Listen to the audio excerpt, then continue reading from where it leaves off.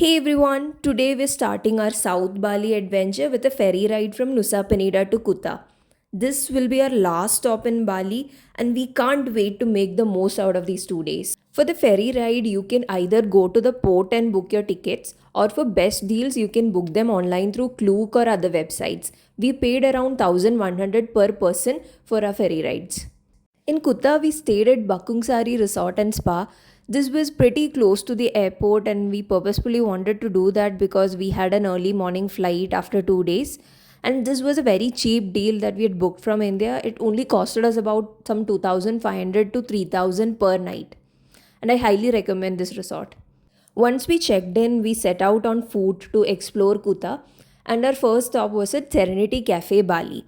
This was a perfect spot to kick off our trip with some delicious food and relaxing atmosphere. The food here is really fantastic. We had chicken tarragon with mashed potatoes and grilled veggies, and a club sandwich paired with a Singaraja beer, which is a Bali authentic beer. This was just what we needed after a hot ferry ride. After a scrumptious meal, we set out to explore the markets of Kuta. Kuta is known for its vibrant markets, so we were going to hunt for some beautiful souvenirs. In all these days that we had spent in Bali, we had not really bought many souvenirs, so this was our chance to buy something for our friends and family. Their markets are known for some of their beautiful dream catchers, and they are a great souvenir and add a touch of Bali magic to any room. This shop that we went to was Akila's. They also have an Instagram page called Akila's channel, so do check out if you want to see their designs. They had a lot of dream catchers to offer, and that's why we had stopped here. They are the third generation of dream catcher makers, and as of now, what he told us is that he, his parents, and his sister, all of them make dream catchers all day, every day. So, this is a family business. We bought a couple of dream catchers for our home, our friends, and family. And if you're buying in bulk, you can get good deals here. Kuta is generally silent around mornings and afternoons. One reason could be that it is very hot and you can't walk around for a long time. So people generally chill in their rooms or they party at nights and they're hungover the next morning or afternoon. So you'll find that the places are pretty less crowded in the afternoons. After some chill time, you can rent a scooter or hire a bike taxi and set out to explore Kuta. Let me give you a fair warning, the roads and traffic in Kuta is very bad, so make sure you leave early in order to reach places on time, and also wear sunscreen and carry scarf so you can cover yourself around because it's very hot and dusty.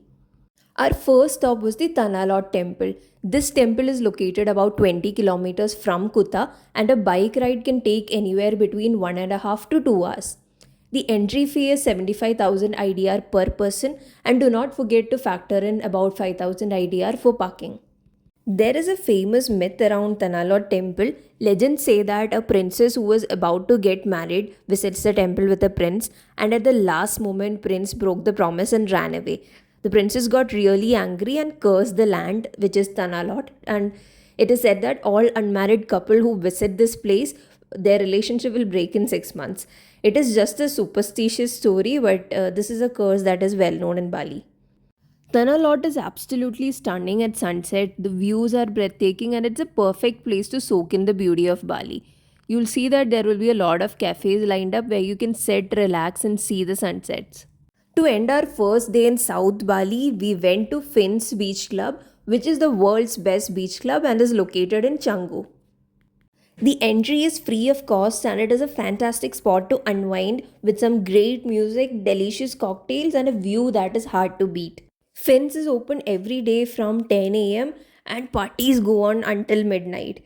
If I start talking about amenities, they have a valet service, they have day beds which include umbrellas and towels, they have changing rooms and lockers, they have retail shops, event spaces, they have very expansive oceanfront lawn, Wi-Fi is available, there are ATMs, beach access, fins is everything that you will need.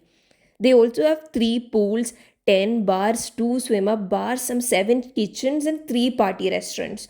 Around 7 pm, you'll see that there will be live DJs and vocalists performing every night. Fins is very popular and can get really crowded, so I would recommend that you reserve your beds and seats beforehand. If you're a single person, you can book a single bed. There are deluxe beds for up to 6 people. There are super beds for up to 10 people. And if you're more than 10 people, you can either book their booths or platforms. You can also opt in to take Finn's VIP access, which will give you access to the best beach beds. The cost will be redeemable for food and beverages. And that was the end of our day one in South Bali. After a raving first day in South Bali, we decided to have a rather chill second day. This was also our last day in Bali and our opportunity to soak in Bali vibes as much as possible. We started with a brunch at Crump and Coasters Cafe, which is known for their well crafted breakfast options and a cozy vibe. We had an avocado mash on sourdough topped with feta cheese, cherry tomatoes, and bacon, and another egg benedict with leg ham and grilled tomatoes. After brunch, we decided to hit the Kuta beach and enjoy some sun and surf. Kuta beach is always a blast. Whether you're surfing or just chilling, it is a great place to spend a few hours. This place is also the best for beginner surfers and you can get surfing lessons here. Our last stops in Bali were around Uluwatu region and we headed from Kuta to Uluwatu. Our first stop was the Hours Cafe Bali. Ours is an open living Bali style design combined with Scandinavian architecture. It creates a rustic, natural, and bohemian feeling. You'll see custom handmade Balinese furnitures, artisan lamps, and original recycled wooden joglo. All of this makes a perfect combination that honors traditional Bali architecture with handicrafts and rich textures. The food here was so damn delicious, and I'd highly recommend this place. We had chicken stroganoff with herb rice and a crispy calamari ring served with their homemade aioli. Their menu is inspired by European and Mediterranean cuisine, and the menu offers fresh, locally sourced products as well as exclusive products from all over the world. Our first stop in Uluwatu was the Suluban beach. It is located about 34 km from Denpasar, and if you're coming from Kuta, it can be a 45 minutes ride. The entrance fee to enter this beach is 20,000 IDR. Suluban Beach is one of the most unique coasts in Bali, concealed by natural limestone formations and accessed via steps through narrow gaps in the rock. Suluban Beach extends right up to Uluwatu Beach, where the mystical cave lies under. Suluban is also one of the world-class surfing beach. If you're a surfer, then you will be offered by massive waves from 3 to 12 feet. It is truly a paradise for crazy surfers to spend all day. The best day to surf here will be dry season from April to August. To cap off our Bali adventure, we are at our last spot in Bali, the Uluwatu temple and beach. The views from here are incredible and it is just a magical way to end your trip. Make sure to also book their Kechak dance performances and enjoy it in the amazing backdrop of the sunset. They also have a lot of monkeys around this temple, so make sure you keep your sunglasses, mobile phones, etc. inside your bags. That was the end of our 2 days in Kuta and a perfect 1 week in Bali. If you're looking for entire Bali itinerary, you can find the Nusa Penida and Ubud itineraries on my page.